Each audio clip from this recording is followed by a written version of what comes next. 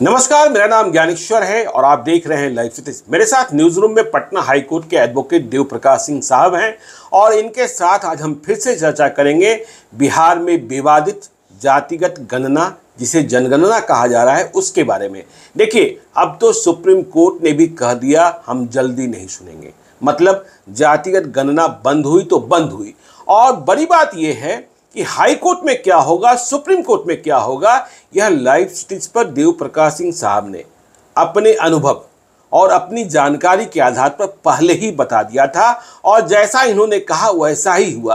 तो आज हम नया सवाल ले रहे हैं कि देखिए, 3 जुलाई को पटना हाई कोर्ट में सुनवाई होनी है और यदि 3 जुलाई को सुनवाई नहीं होती है तो 14 जुलाई को सुप्रीम कोर्ट सुनने को तैयार हुआ है। लेकिन सवाल ये है कि जितनी टिप्पणियां हो गई, जितने कमेंट्स आ गए, जजेज ने जो कहा, क्या बिहार में अब लगता है कि ये हो पाएगा?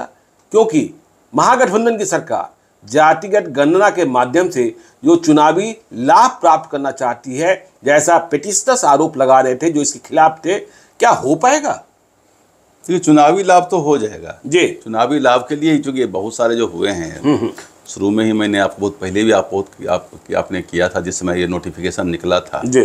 तो हमने कहा था कि ये यूनियन लिस्ट में जो एंट्री नंबर 69 है उसके अंदर सेंसस जो है भारत सरकार का अधिकार है, गिनती कराने का अधिकार। यह भी कहा गया था कि 2011 में बार बार यहाँ बोला जा रहा है कि 2011 में भारत सरकार ने खुद जाति जनगणना कराई थी। लेकिन इस बात के पीछे नहीं पड़ती है कि जाति जनगणना कराने के बाद उसको पब्लिश क्यों नहीं करा पाई। बाकी जनगणना पब्लिश हुआ, उसको रोक दिया, कुछ तो हुआ होगा उस बीच में। क्या हुआ नहीं हुआ, लोगों ने कहा समाज में भेद पड़ेगा, ये होगा। और तब तो यूपीए की सरकार थी, यूपीए की सरकार थी, उन्होंने नहीं उसको पब्लिश किया। जब नहीं पब्लिश किया तो आज की सरकार भी उन चीज़ों से डरती है कि समाज में भेद कराना कोई नहीं चाहती। और एक बात जो बराबर बोला जा रहा है, ऐसे तो मैं तो अगर व्यक्तिगत रूप से किसी एक राजनीतिक को बिहार में अगर सबसे ज़्यादा सम्मान देता हूँ तो माननीय नीतीश कुमार जी को ही देता हूँ। खैर, ये आपका निजी राय है। लेकिन यह बात उन समझ में नहीं आती है, कहीं से लॉजिकल नहीं है कि जाति जनगणना से आर्थिक विकास में मदद मिलेगी। यह बात कहीं से समझ में, दिमाग में, वो बड़ा सुंदर एक अकबर इलाहाबादी की पंक्ति है कि तू दिल में तो आता है, समझ में नहीं आता है। जी। वही वाली बात है कि जो बिहार, भारत के जो राज्य विकसित राज्य हैं, क्या वहाँ जाति जनगणना हुई है क्या? जी। जो विश्व के जो देश जो विकसित हैं, वहाँ जाति जनगणना हुई है क्या? जी। जाति जनगणना को आर्थिक विकास से क्या लेना देना है? इसको केवल पॉलिटिकल एजेंडा का लाभ है, और क्या हो सकता है? मतलब आप कहना चाहते हैं गरीब और अमीर की गिनती हो, और उस एजेंडा के लिए उसको गणना शुरू कराई गई। लोग हाई कोर्ट गए, सुप्रीम कोर्ट गए, सुप्रीम कोर्ट ने कहा कि इंटरिम स्टे पर सुन लिया जाए। मैंने उस समय भी कहा था 75% चांस है कि स्टे हो जाएगा। वो बाइट आपके पास होगा ही, बिल्कुल। हुआ भी वही। हाई कोर्ट ने बल्कि वही कर दिया और 3 इशूज फ्रेम कर दिया। पहला इशू उसने कहा कि क्या बिहार विधानमंडल को यह शक्ति प्राप्त है? वो पहले उन्होंने कहा कि ये जो जाति जनगणना कर रही है, इसको सर्वे वर्ड उन्होंने कहा, बोला सर्वे नहीं है, सेंसस है। ये हाई कोर्ट ने कहा था कि प्राइमा फेसी, प्रथम दृष्टया ये हमको सेंसस नजर आ रहा है, हमको ये सर्वे नजर नहीं। और सर्वे और सेंसस को बड़ा सुंदर ब्लैक लॉ डिक्शनरी से उन्होंने डील भी किया है उस चीज़ को। दूसरी बात आई कि राइट टू प्राइवेसी, जो पुत्ता स्वामी जजमेंट में जो डील किया गया था कि डाटा प्राइवेसी के लिए, तो उन्होंने पहले कह रखा था हम सारे पार्टियों को अवेल करा देंगे। तो डाटा आप किसी का प्राइवेट डाटा ले लेंगे और उसको अवेल करा देंगे। प्लस आपने यह भी कहा कि परिवार के प्रधान से हम पूछ लेंगे, हम पड़ोसी से पूछ लेंगे, हम संबंधी से पूछ लेंगे। इन बातों को लेकर के एसेल किया गया, इन बातों को। और तीसरी एक बात यह थी कि जो 500 करोड़ रुपया जो आपने उसका निकाला, उसका जो बिहार फाइनेंशियल रूल्स में जो रूल 62 है उसके अनुसार नहीं है, जिसका जवाब महाधिवक्ता महोदय ने उन्होंने दिया भी था। लेकिन तीनों को इशूज में रख लिया गया था।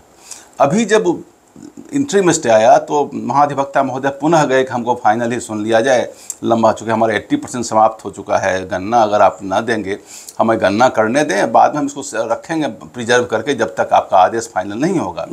हाई कोर्ट ने कहा कभी कुछ नहीं, 3 जुलाई को सुनेंगे तभी हम करेंगे। हमने अभी तो स्टे दिया है, लेकिन बाकी भी बहुत सारे पॉइंट्स आपके अंदर डाटा में है, तो हो सकता है उसको मिलाओ भी कर दें उसमें।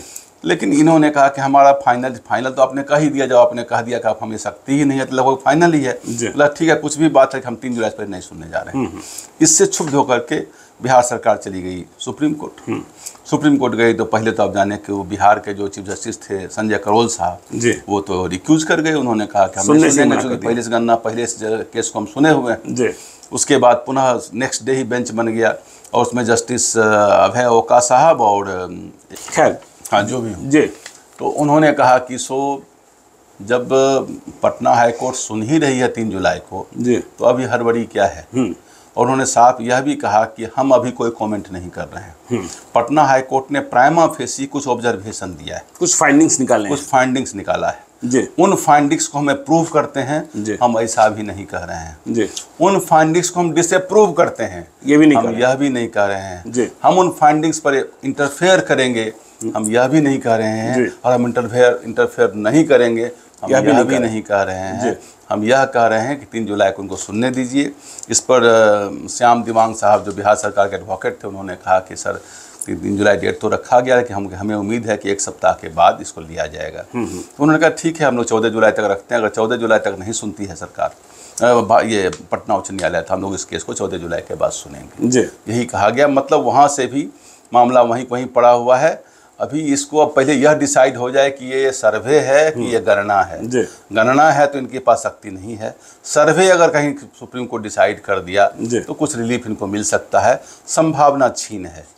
नहीं तो देव प्रकाश सिंह साहब, हम ये समझना चाहते थे, जो आपकी एक्सपर्टी है जी इन मामलों में, कि जातिगत जनगणना सरकार नहीं करा पाएगी, जनगणना नहीं करा पाएगी, नहीं करा पाएगी, उसकी शक्ति नहीं है, नहीं है। अभी तक का जो संविधान है उसमें नहीं प्राप्त जी। अब कल संविधान अमेंडमेंट हो जाए तो हो जाए। और संविधान अमेंडमेंट मेरे हिसाब से इसलिए भी नहीं होना चाहिए कि बहुत पहले मैंने कहा था कि पॉपुलेशन जो होता है वो कंट्री का होता है, नागरिकता भारत सरकार की होती है। कोई भी आदमी राज्य का नागरिक नहीं होता है।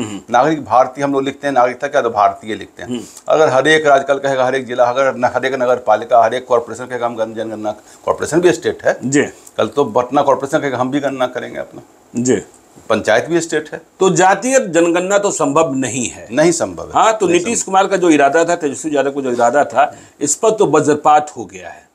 बिहार सरकार का कहा जाए उसको, बिहार सरकार का कह दे, ठीक है। तो लेकिन एक बात बीच में और आई कि सरकार की ओर से, सरकार के कई मंत्रियों ने, जेडीयू और आरजेडी के नेताओं ने कहा कि यदि जरूरत हुई तो हम कानून में भी संशोधन करेंगे, जो बिहार के पास अधिकार प्राप्त। एक बात ऐसा कुछ नेताओं ने कहा था कि पहले एक विधान बना लिया जाना चाहिए था, उसके बाद जनगणना शुरू करना चाहिए था। लेकिन मैं अपने ज्ञान से यह कह सकता हूँ कि ये विधान बनाने की शक्ति विधानमंडल में प्राप्त नहीं है। हाँ, तो जातीय जनगणना नहीं, हाँ कोई दूसरा स्वरूप देते हैं, सर्वे अगर कहीं से ले आते हैं तो जाति सर्वे अगर ले, सर्वे तो आप कर ही सकते हैं जी सर्वे, लेकिन सर्वे मानेगी कोर्ट तब फिर तो लोग जाएंगे ही जाएंगे। अच्छा, जैसे इस बार सुप्रीम कोर्ट हाई कोर्ट गए तो फिर लोग जाएंगे। विधान जब बनाने की शक्ति आपको नहीं है तो विधान तो कहीं कहीं से आपको रोक दिया जाएगा। तो स्पष्ट है कि देखिए, जातिगत जनगणना अब संभव बिहार में नहीं दिखता है, जो देव प्रकाश सिंह साहब की जानकारी है और जो समझ है। हाँ, सरकार यदि इसका स्वरूप बदल दे और यह प्रमाणित कर दे, सर्वोच्च न्यायालय कुछ उसमें कुछ इंटरफेयर कर, सर्वोच्च न्यायालय इंटरफेयर कर दे और यह कह दे कि ये जनगणना नहीं, ये सर्वे है, तब कुछ संभव है। लेकिन जनगणना तो नहीं करा पाएगी सरकार, चाहे इरादे कुछ भी रहे हो, हिडन एजेंडा कुछ भी रहा हो। तो आगे क्या होगा यह भी आपको बताएंगे। आप देखते रहिए लाइव सिटीज को। यदि अब तक आपने हमारे यूट्यूब चैनल लाइव सिटी को सब्सक्राइब नहीं किया है तो जरूर कर लीजिएगा, और यदि इस वीडियो को आप फेसबुक पेज के माध्यम से देखें तो पेज को लाइक कीजिएगा, ट्विटर पर भी हमें फॉलो कीजिए। धन्यवाद।